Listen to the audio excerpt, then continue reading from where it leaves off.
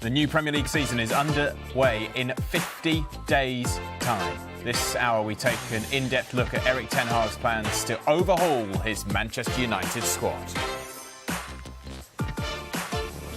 Good evening, welcome along to the Transfer Show. As you can see, Damesh Sheth and Anton Toloui ready and waiting. Coming up, we have the latest on United's search for a midfielder and a striker. And we'll also discuss transfer mind games with Josko Gvardiol linked with a move to Manchester City. We'll get the view of European football expert Kevin Hatchard too.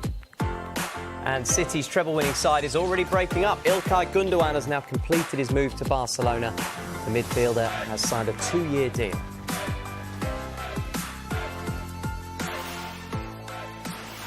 And a very warm welcome as well to those of you watching live on the Sky Sports News YouTube channel right now. We're going to start with Manchester United then. Damesh, bring us up to date then on a man that they've been linked with for a couple of weeks now, Mason Mount, and United's search just in general for a midfielder. Has it been a couple of weeks? Yeah. It was a lot longer. So 3 bids have gone in from Manchester United. The latest one was worth £55 million, so £50 million guaranteed, plus £5 million in add-ons. Chelsea rejected all of those bids, and in their last bid, Chelsea came back with a counter-proposal of £57 million plus £8 million, so a total deal of £65 million. And they also put it to United that they are open to having face-to-face talks to come to a resolution. Now, as far as Manchester United are concerned, they are very comfortable with the bid that they've made. And at the time, there was a suggestion that that was going to be it. They're not going to go any further than the £55 million. Our information is that bid is still on the table. And furthermore, they don't feel the need to take up Chelsea's offer of these face-to-face talks. They're very comfortable with this £55 million bid. And because it's been rejected, even though it's still on the table, they are refocusing on other targets, which you would expect them to do, because when you do a deal between 2 Premier League clubs, the amount of money that's involved and the clubs that are involved, it's always a difficult deal to do. So the other targets that they may be looking at, one of them, among others, is the Brighton midfielder Moises Caicedo, who happens to be a Chelsea target. Right, hang on. as well. What, right. Yeah. So what are we doing here? Is it fair to say, Damesh, look, are we saying, well, like Manchester United's point of view, right, you won't sell us the midfielder, we want 55 million, so we'll go for the midfielder you want for 70 million. Is this a little bit of tit for tat are we talking about here? Because Manchester United have got a set budget. We know they need a keeper. We know they need a starting striker as well. So to add a player that's more expensive might not necessarily be the best sort of fit when they need it. It just seems a bit odd, all this. What I would say, in fairness, Manchester United have always had an interest in Moises Caicedo. So, number one, we should take that at face value. But cynics will look at this in a different way, in that they're going for a Chelsea player, and because they can't get the deal that they want, the noises that are emanating now about other targets involve someone that Chelsea are after. Put a spanner in their works. Maybe. To try to accelerate a Mason Mount deal on their terms, or maybe we do take it at face value and Mason Mount will be out of the equation and they'll go for Moises Caicedo. Yeah, but I mean, they're very different players, aren't they? Mount would be higher up the pitch, Caicedo would be a little bit deeper. Are they the only 2 midfielders that United are interested in? No, this is an interesting one, because there's an interest in someone that they have been interested in before, and that's the France international midfielder Adrien Rabiot. Oh, this is back to the future last summer. Exactly. He's now out of contract at Juventus. Juventus want to tie him down for a further year at least. Now, as I mentioned before, he is a player that Manchester United came close to signing last summer. It didn't materialise, and in the end, and in the end, they went for Casemiro, which didn't work out too badly as far as Manchester United are concerned. But one of the reasons we were told why Rabiot chose not to go to United last summer is because Champions League football. Juventus could offer him Champions League football going into last season. Manchester United could not offer him Champions League football. Now, fast forward a year, he's a free agent, which would suit Manchester United as well, given the budgetary restraints that they have. But also, he knows that if he was to join United, Old Trafford would be the home to Champions League music next season. I think it's a really interesting point when you talk about Adrien Rabiot, because last year, as you were talking about, Chris, Adrien Rabiot was coming off a poor season by his point of view. No goals in 32 games in Serie A. Compare that with this season. 8 goals in Serie A, and joint second top scorer for Juventus in the league, 4 assists as well. You can see that the number of shots. He just became such an influential player for Juventus this season. It almost reads like a player who knew he'd be looking for a move the following year. I mean, some players do come up trumps in a contract year, don't they? Let's be brutally honest. But look, I think it's fascinating for me because, as Dharmesh was saying, he is a free agent. So if United couldn't tie him down to a deal when he was coming in poor form, and now he may well be able to command even more money in salary because he's had a great season. This is a player that has won titles in France, won titles in Italy, played in the World Cup final. This is a player who's really feeling himself right now. So you think, well, look, do you know what, Manchester United? If you really want me, come to me. OK, as tends to happen on the transfer show, we have some breaking transfer news to bring you. Dharmesh, what is it? Yeah, this has come from our dynamic North East duo, Pete Graves and Keith Downey. Newcastle United, we're told, are in talks with Southampton over a move for their right-back, Tino Livramento. He's 20 years old. Eddie Howe wants to bring him in to add competition in the right-back areas. Remember, Kieran Trippier is one of Eddie Howe's signings as well. The clubs, though, are yet to agree on a fee, but it's thought a deal of around £15 million could be edging closer. So Newcastle United trying to get busy now in this summer transfer window, in talks with Southampton over a move for their right-back, Tino Livramento. OK, staying with Southampton, some more breaking news to bring you now. And Reading are pleased to announce, they say, that Ruben Selles is set to sign a contract and become first-team manager of the club. I said sticking with Southampton, of course, because that is where Ruben Selles was at the end of last season. Southampton were relegated to the Championship. Well, Reading, of course, were relegated to League One. It looks like he is going to go down and try and be the man to get them back up to the Championship as well. They say it's subject to the club's successful application for a work visa for the Spanish coach. The application was submitted at the end of last week, and we now await a decision, they say, on his work visa before he is able to get to work on, they say, revitalising the squad and recruiting players to be part of the rebuild at Reading. So Reading have picked who they want their man to be in charge in League One. It is former Southampton boss Ruben Selles. So a couple of lines of breaking news just reaching us here at Sky Sports News. But our main line of discussion in this top part of the transfer show is Manchester United still. David De Gea seems to have gone quiet. Will he, won't he sign a contract extension at United? What are you hearing? This is a really, really interesting one because we've spoken about David De Gea in the past couple of months at length, and it seemed all the money that he would be signing a new contract. There seemed to be a lot of positive talks between the club and David De Gea about extending his deal. But the information we have now is that David De Gea's future at Manchester United is, in quotes, in the balance. He'll be out of contract next week, and we know that when the clubs released their retained lists and their release lists last week, David De Gea was on the release list. Now, a lot of people read a lot into that. It would simply because he's going to be out of contract. There is an option for Manchester United to extend his contract by 1 year, but that would mean he would be on the same terms that he's on now. And I think Manchester United want to move away from these big money contracts, hence why they wanted to renegotiate with David De Gea. But it is understood now that De Gea is considering his options, as are Manchester United, because a club like Manchester United, like we mentioned before with Mason Mount, if that deal can't happen, they will look at alternative targets. They will do the same with the goalkeeping position. We know that they've looked at the Porto goalkeeper, Diogo Costa.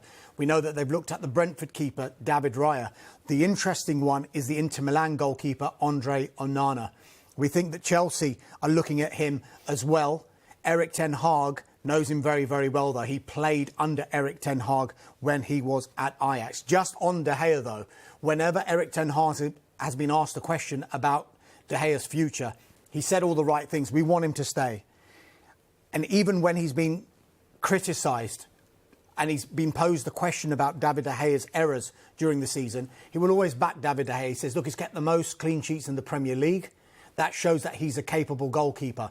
But what he hasn't said is a guarantee that David De Gea would be the #1 goalkeeper next season if he was to stay at Old Trafford. Because what Erik ten Hag wants to do in that squad is have healthy competition in every single position in that team. I think in his first season, when maybe he didn't get all of the signings he wanted to get into the football club, there was a situation where he had a core group of players who he trusted. And those were the players, 14, 15, who got regular first-team football. I think he wants to extend that number to around 20 to 24. So whatever game they play, whichever players he picks, he knows that those are the trusted ones that he would be able to call upon in any kind of game. We've had a lot of chat about David De Gea. We've had a lot of chat about Mason Mount, Anton. I thought the priority of Manchester United was a striker this summer. I think you're exactly right. Look, we know they want at least one striker. And at least the striker that they do want, or one of the strikers they want, hasn't been linked with Chelsea like everybody else has been that they want. So look, that's Rasmus Højlund, the Atalanta striker. There has been contact between the two clubs, but nothing more than that at this stage. It's interesting to note that the Danish striker is expected to change his representation, which is always a sign that the player may well want to move. But he will cost big money. You know, he's young, but it's going to be interesting to see how far United will stretch their budget for a player with just one season of Serie A football, regardless of how high his ceiling may well be, because his tape is absolutely fantastic. He gets the ball to his feet, he can find space, he can take it past opponents. He's obviously a natural in that box at scoring goals. But the problem is, for Manchester United, it's how much do they spend on a striker and how much does that leave other targets? Because I think when they started looking for Rasmus Højlund earlier in the window, they were thinking we might be only spend sort of 50 million, something like that. Well, that price is way more than that. Atalanta are trying to get every penny they can out of either United or whoever comes in for him. They're not going to make it easy for whoever's going to try to buy him. Is there a Man United tax on that then? I think it's a Premier League tax. I don't necessarily think it's a Manchester United tax. I think any club that wants a starter number 9 is going to have to pay a lot. And we're seeing it with Højlund, seeing it with Kane. Some clubs are just like, that's too much to spend at the beginning of the window. Let's see if the market settles and then we can adjust our budgets. But we're not going to go and shell out all of our money at the beginning and then think, actually, what do we do with the other holes in our squad? So I think it's clubs just being a little bit more cautious with big money moves, while they figure out what else they want to do next. And there are holes that they have to fill, as we've been talking about. Goalkeeper, midfielder, striker. They're going to have to trim the squad as well, aren't they, Darmish? I mean, Anton made the good point how much they can stretch their budget to. Now, that budget could be increased if they can get money from sales. Now, with respect, in the past few years, Manchester United haven't been able to do that in a really good way. Partly because the contracts are really high. Partly because the contracts are really high, and partly because they've had to go into the market when they haven't had Champions League football and maybe pay over the odds in transfer fees and pay over the odds in wages. But then what happens when that doesn't work? The manager is the person who usually pays for bad results. So when the manager goes, a new manager comes in, and some of these big players on big contracts, the new manager might say, well, they're not for me. But it's easier said than done to try and release these players, because what they've been dealing in more often than not is the loan market.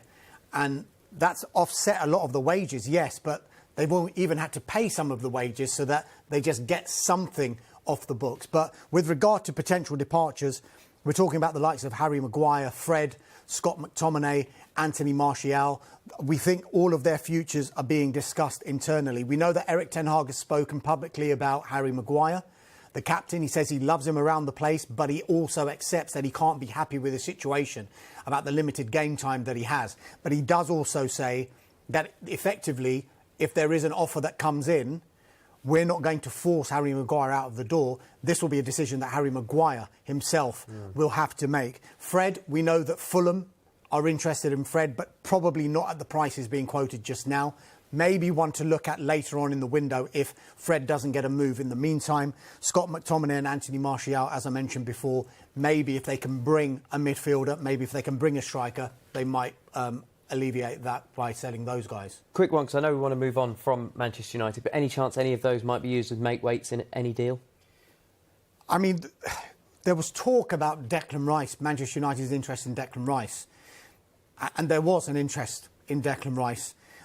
How easy a deal like that would have been to do, given the budget constraints that Anton alluded to there, is very difficult to say. I mean, there were some reports saying, money plus Harry Maguire plus Scott McTominay, but it's always very difficult to do a deal that involves so much money, number one, but also that involves a lot of money and players, because you're going contracts. Because you're going to have a situation where the players would be happy to go to that club as well. Just because you're interested in a big player from another club doesn't necessarily mean that the players you're going to offer are going to want to go to that club. OK, let's move on to Chelsea because, I mean, I feel like we've talked about Chelsea already because that's what happens with Manchester United at the moment. But Mauricio Pochettino, of course, on the verge of bringing in a striker. He's doing exactly what Manchester United wants to do, Dharmesh. Where are we at with this one? Yeah, Nicholas Jackson, the Villarreal forward. He has completed his medical over the weekend. That's ahead of his move to Chelsea. Personal terms are being finalised. We don't expect them to be a problem. And we think it's going to be another big one, another big 8-year contract for a young player at Chelsea. With regard to the fee, the release clause we think is around €35 million, so just a little in excess of £30 million. Sounds cheap these days, isn't it? But I think Chelsea negotiated a deal with Villarreal whereby they pay Villarreal a little bit more than the release clause, but get favourable payment terms over a structured period. So that's how they wanted to do this deal, and it looks like it's very, very close to happening. Does he go straight into the Chelsea team as a recognised number 9? It's a position they've been weak in for a season or more. Well, look, they're signing a player that's green, so I get why you're asking that question. He hasn't started a game in La Liga going into this season, but 9 goals in 8 games in La Liga at the end of the season shows, he finished the season on fire, and there's a good reason to be excited. Look, fans are going to love how he could become a complete striker, because this is what he's replacing, this rogues gallery from Chelsea, over the last sort of 5 seasons in all competitions. He could potentially beat that record in a season or two in terms of the goals scored there by Havertz, Werner, Lukaku. So, look, yes, Chelsea needs a number 9, but don't forget they've already signed Christian Nkunku, who's going to come in as week 1 starter potentially for Chelsea up front. So we all saw him just play lights out in Bundesliga for the last couple of seasons. So that's what Chelsea fans should be excited on day 1. With Jackson, they're getting a good player that could potentially develop into a complete striker. He loves going deep. He loves helping out in the build-up, can drift wide, sets up other players.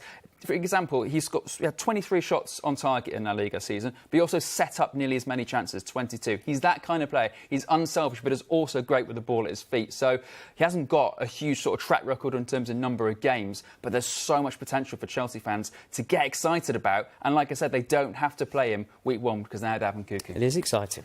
Can they get excited about any other positions in particular? Do you think Chelsea fans, Dharmesh, going into this transfer window, do you think that there's any priorities elsewhere? I mean, potentially they're looking at midfield and maybe a goalkeeper. With regard to midfield, they're expected to formalise their interest in the Brighton midfielder, Moises Caicedo. I know we've been mentioning it before, but that's once a number of departures have been finalised. We're talking about the likes of Kai Havertz to Arsenal, Mateo Kovacic to Manchester City, Edouard Mendy to Al Hilal and Al Ali, and Hakim Ziyech to Al Nassr. Now, I mentioned Mendy there. Chelsea also keeping an eye on the goalkeeping situation. I mentioned Onana to United. Onana is one that they're looking at as well, but I think that will depend on when Mauricio Pochettino comes in and decides whether Kepa is going to be his number 1 goalkeeper, or whether he'll come in and bring another goalkeeper in as a number 2, or bring in someone who's established to go head-to-head with Kepa for the number 1 spot. OK, Dharmesh, thank you for now.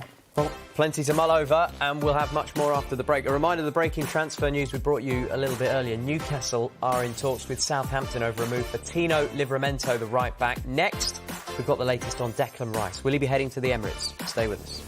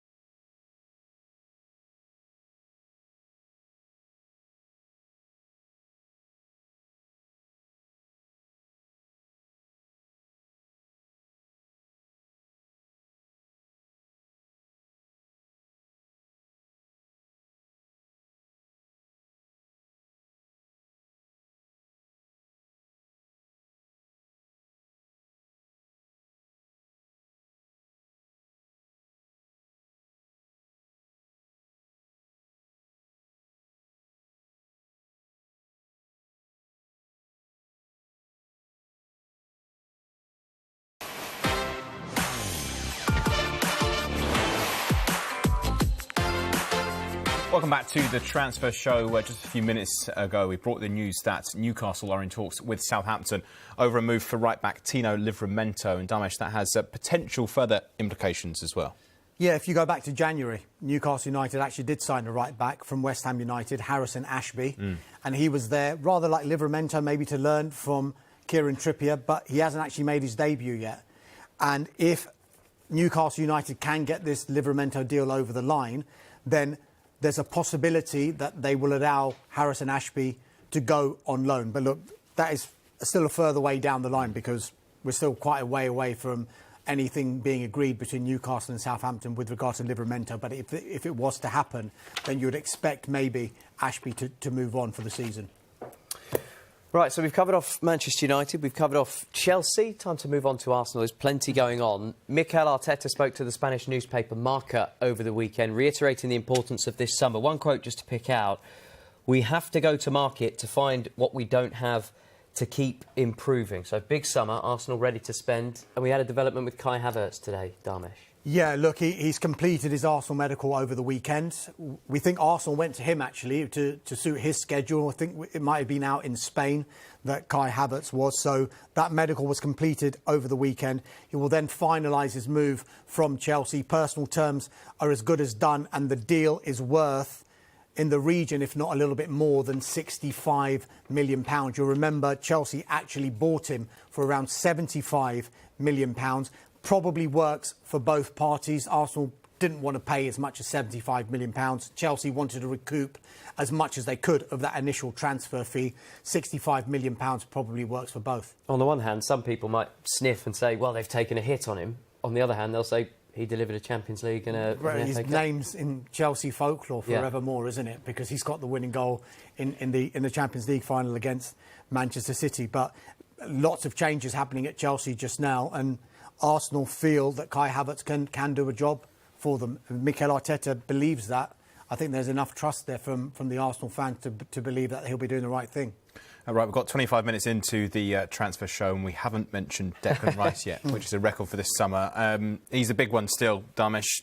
Arsenal presumably still working on this deal despite Man City's interest. 100%. I'm told positive talks are continuing between Arsenal and West Ham United over the signing of Declan Rice, and they're working hard behind the scenes as well to try and get this deal over the line. 2 bids have gone in so far. 2 bids have been rejected. The latest was worth a club record £90 million. And I know there'll be lots of fans, and I've seen it on social media, just put the money down and get Declan Rice. But we shouldn't really, sniff at this bid that Arsenal made. £72 million was the club record fee that they paid Lille for Nicolas Pepe. That was 4 years ago.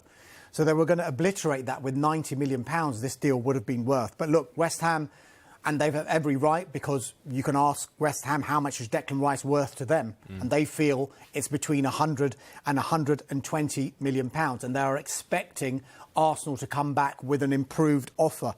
But just lurking in the background, as you mentioned there, Manchester City are interested. But significantly, as far as we're aware, they've yet to formalise that interest in the form of an official bid. Now, sometimes in transfers, clubs will make a bid and go hard on a player if they are getting encouragement that the player wants to come.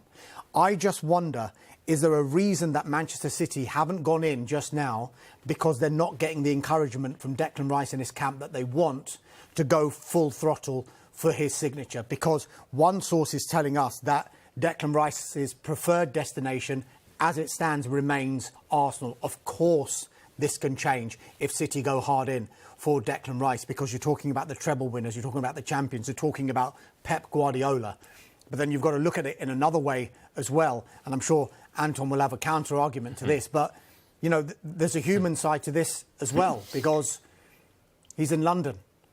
And I know people will say, well, does that not suggest, look, it's only Manchester, but he's in London. He's just, his other half has just had a baby. He's got a young family. There's a lot to be said potentially for stability and wanting to stay where you're settled. That could be coming into the thoughts of Declan Rice.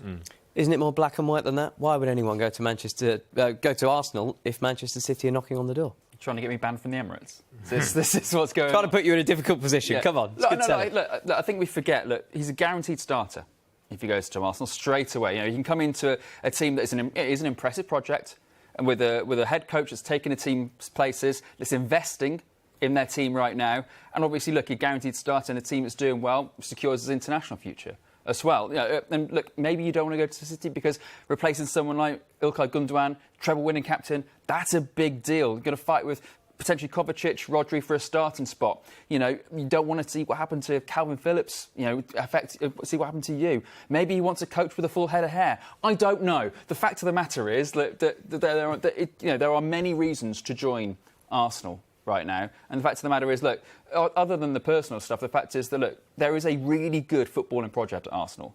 So, look, it's not going to be as clear-cut as Manchester City want you go there. Obviously, it's a ridiculously attractive proposition to go and play for Pep Guardiola. But there are other good footballing reasons why Declan Rice might want to go to About wages?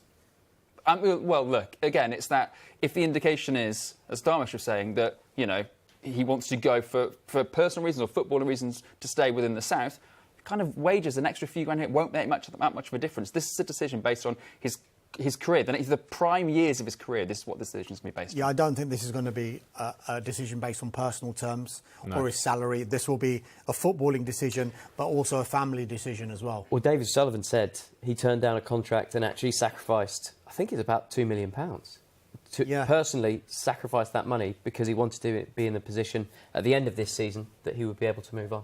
Yeah, I mean, it was very interesting that the day after the Conference League final victory, David Sullivan actually came out and said, look, he's probably played his last game. I was just wondering what that did to his valuation. Obviously, in hindsight, not that much because they're holding out for such a big fee.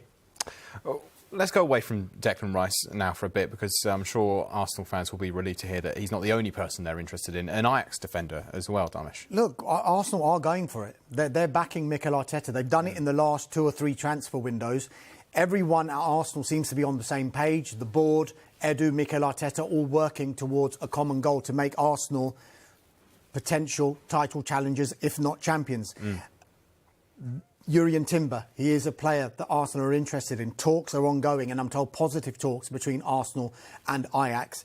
And there is a willingness, it seems, from all parties, both clubs and the player himself, to get this deal over the line. We think that talks are centring on the actual valuation of the player and potential structure of payments as well, because, as I said before, it feels more and more like the player does want to join Arsenal. Personal terms, not expected to be a problem. This direction of travel feels like it's edging towards a compromise in a fee between what Arsenal would want to pay and what Ajax are demanding, and it looks like he could become an Arsenal player this transfer window. Exciting times, exciting times. We're coming up halfway through. Plenty more on the way, though. After the break, we'll be joined by European football expert Kevin Hatchard, and we'll have news on Josko Gvardiol and Randal Kolo Muani. Don't go anywhere.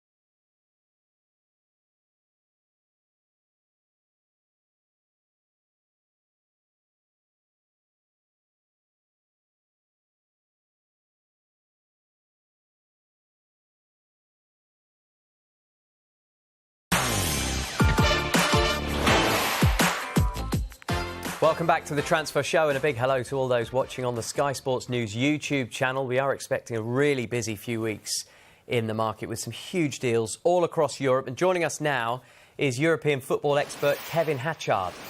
Yeah, very good evening to you, Kevin. We're going to start with a big name, Harry Kane. Sky Germany reporting that the Tottenham striker is Bayern Munich's #1 target. The big question is, I guess, Kevin, can they actually afford him? Well, I think, yes, they can afford him, because if you look at the business they've done already, they've brought in Konrad Laimer, they've brought in Rafael Guerreiro, both on free transfers. And Bayern are generally very careful with their money anyway. They wait for these big deals and generally are able to finance them. I think the thing that's been holding them back in this regard is that they maybe hadn't been given an indication from Harry Kane's camp that he was interested in a move. But if you look at Bayern's interest in him, it actually dates back about a year. I mean, you think about when it was clear that Lewandowski was going to leave to join Barcelona, Kane was very high on their list then. But whether they felt it was realistic to prize him away from Tottenham's another matter. But it does seem as though they're getting some encouragement from somewhere. What's your hunch on that? Well, I always felt that Kane obviously would be attracted to that Premier League goal-scoring records, and that if he was going to make a move, it would be a domestic move. But, of course, the chance to go to Manchester City evaporated because of that long contract that he agreed. They've now moved for Erling Haaland very successfully. So you wonder about how many landing spots there are, and Daniel Levy not keen to sell to a domestic rival. So that opens up the continent. So that's going to be the key. But I think if Kane is keen on the move, Bayern will throw absolutely everything at it, because they see a #9 as an absolute priority for them this summer. Yeah, I mean, I'm sure his game would suit, no doubt at all. Now, you mentioned Manchester City. We know they're in the market for a defender. And one of the names that won't go away is the RB Leipzig defender, Josko Gvardiol. How much money is he going to cost? A lot, I imagine. And how good is he for that money? That's the first thing. He's one of the most promising young centre-backs in the world. I think we saw that at the World Cup in Qatar. He was outstanding for Croatia, yes. He got made to look a bit silly by Lionel Messi. He won't be the last, and he certainly isn't the first. And I think you look at his development in the Bundesliga, it's been very good. We knew when he was at Dinamo Zagreb, he was one for the future. And I think what attracts Guardiola is his ability on the ball.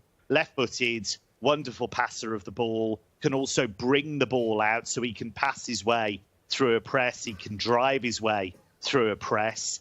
And the defensive side of it is already very good, but it's something I think that can improve. And I think Guardiola would certainly help him to do that. German media are saying that this is really moving very quickly, and that there could be a package somewhere in the region altogether of 100 million euros. And I think the interesting thing here is that Leipzig are being very strongly linked with the move for Castello Luqueba at Lyon. And this is what Leipzig tend to do. They tend to get their ducks in a row, and he's the next one who they'll bring in and try and develop. So I do think if City come up with the numbers, this will happen. And what about if it does happen and if it does go through, Kevin? Do you think that this is a player who goes straight into Pep Guardiola's side? We know that he's got quite a particular way of playing. Will he need time to adapt to that style of play, do you think? I think there'll be time to adjust to what Guardiola wants. We know it's very nuanced. We know it's very specific. But if you look at somebody like Manuel Akanji, who came in, he got it straight away. And I think Guardiola is capable of that.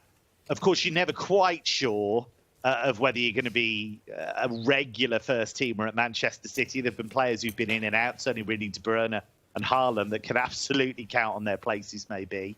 But he's certainly somebody who's capable of competing straight away for a first-team spot, I believe. We've been talking on the show about Manchester United and the many positions that they need to strengthen: midfield, goalkeeper, striker as well. And I know the Eintracht Frankfurt striker Randal Kolo Muani is continuously linked with Manchester United. And he had a really good season too in Germany. He was sensational.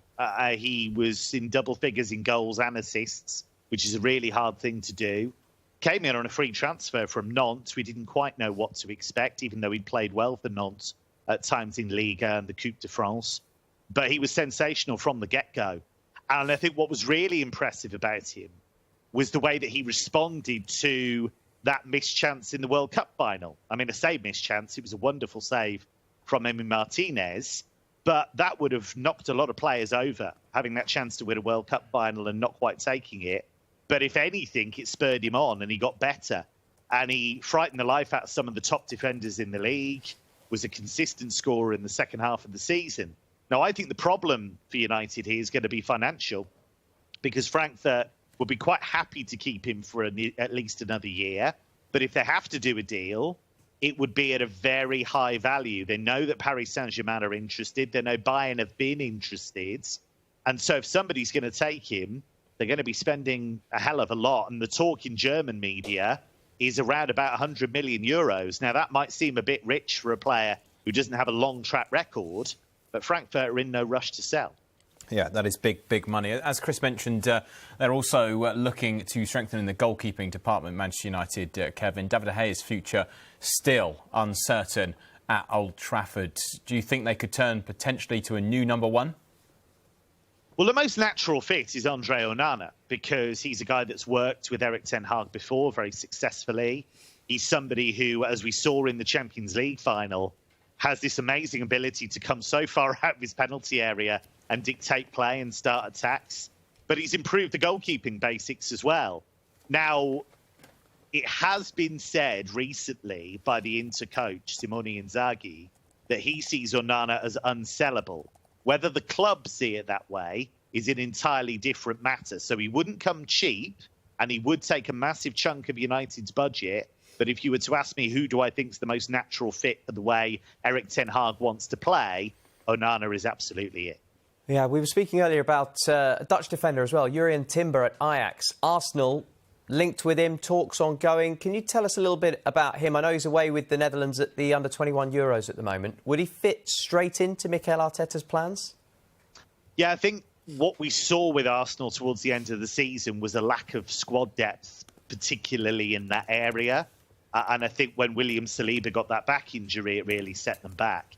Timber's a guy that could come in and be a strong part of that squad, no doubt about that.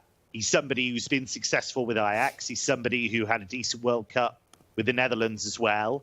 He's not the tallest. He's not the most commanding centre-back, but he's ever so good on the ball. Really nice passer of the ball. Can play right back as well, which I think would appeal to Mikel Arteta. He does tend to like players who can cover numerous positions. A year ago, of course, he was very strongly linked with Manchester United, but what seems to have happened is that he said to Ajax, look, I could give you an extra year, but then we need to talk about whether I can move on. And he's made public reference to that arrangement. And so Ajax, I think if they can get the right money, are happy to let him go this summer. The link between Dutch defenders and North London doesn't end there, Kevin, in this transfer window, because Tottenham have been linked with Mickey van de Ven from Wolfsburg. What can you tell us about him?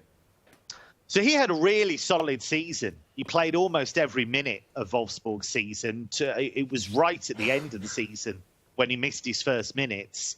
And this is a guy who, when he was signed from Volendam by Wolfsburg, was very much wanted by Ajax. He was a hot property. He's left-footed. He's an aggressive defender, decent on the ball. I think he's improved defensively working with Niko Kovac. And I can understand why he's an attractive option. Liverpool have been linked with him. And I can understand why Spurs are looking at him as well. Can we finish this section by focusing on a couple of deals that are already done in Spain, Kevin? Real Madrid are keeping hold of Luka Modric for another season, the ageless Luka Modric. And Barcelona have strengthened their midfield with a real coup, Ilkay Gundogan signing today.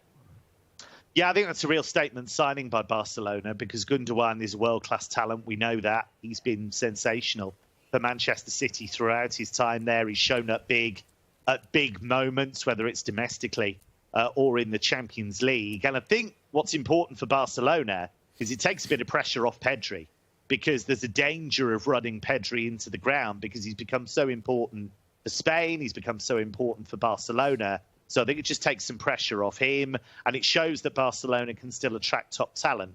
In terms of Luka Modric, that's a real boost for Real Madrid, and it comes in the same few days as Toni Kroos signing his new deal. That will take him through to a decade at the club. And what better way for the likes of Eduardo Camavinga, Jude Bellingham, Aurelien Tchouameni to learn from the best, effectively. And so I do think that's a real boost for Real Madrid. Kevin, that is terrific insight from all across the continent. Thanks so much for coming on. Cheers, guys. Coming up, will Ruben Loftus-Cheek be leaving Stamford Bridge? Plus news from Tottenham, who are hoping to sign a new goalkeeper. Stay with us.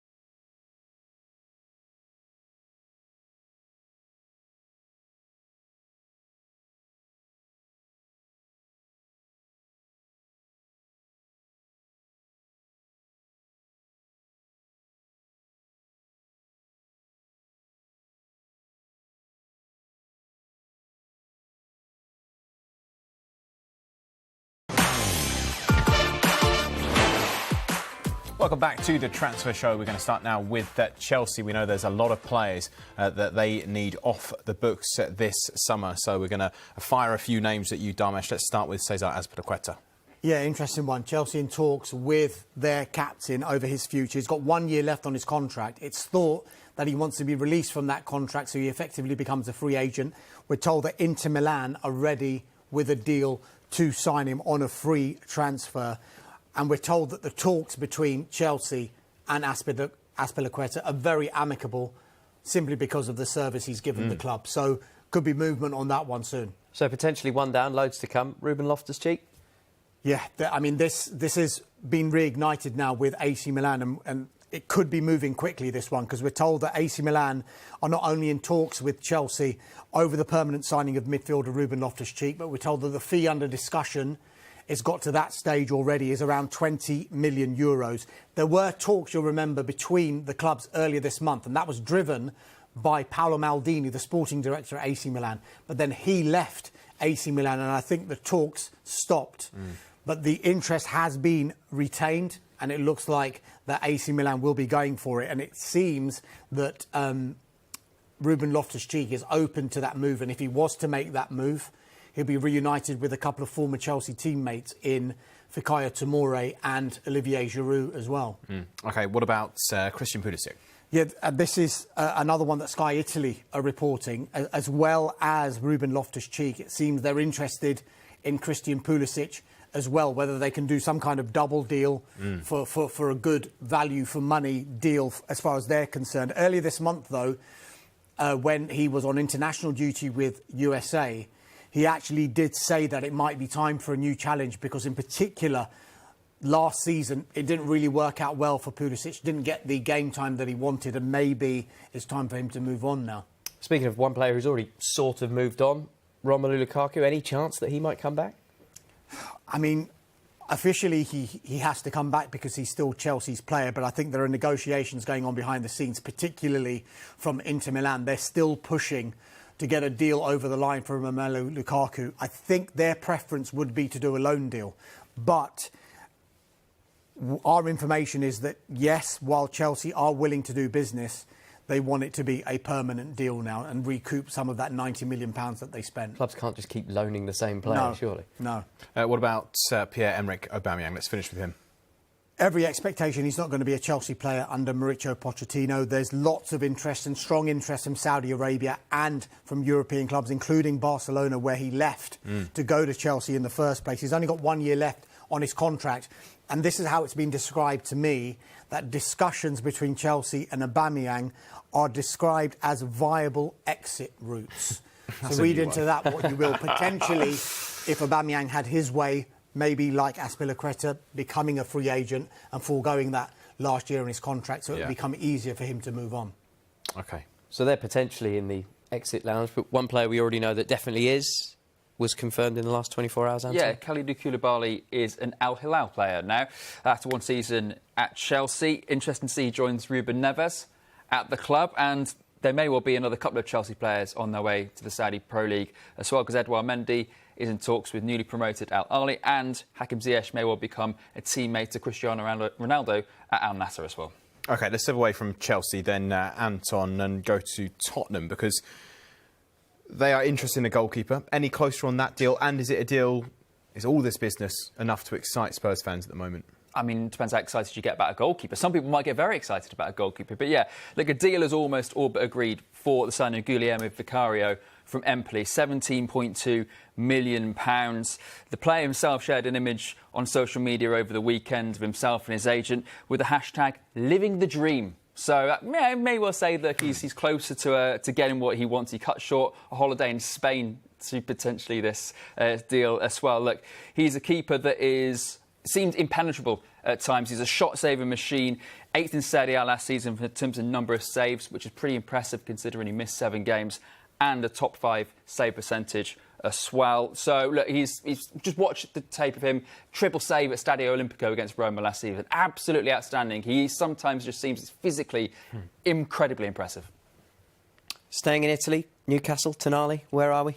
Again, another one, deal's almost done. £55 million deal for Sandro Tonali. We know the player is pretty much agreed his move to the club. It's just a few club things between the two clubs being discussed. No hurry, the player's currently in Romania with the under-21s, the Euros there, but a 6-year deal has been announced. I know Milan fans are very unhappy about losing a player who's been so influential for them. He was a big part of them winning Scudetto 2 years ago. But yeah, interesting to see that this one should be done in the next few days.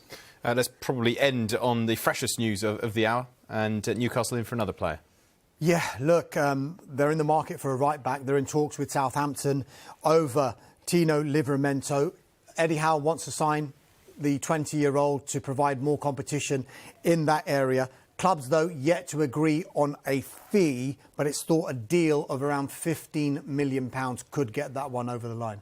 OK, as ever, Dharmesh, Anton, thank you so much for all of your insight during the hour. That was the Transfer Show, and we are going to be returning next on Thursday at 7 o'clock. But up next here on Sky Sports News, we'll bring you all the latest news from today, including Roy Hodgson, who verbally agrees to be Palace boss next season.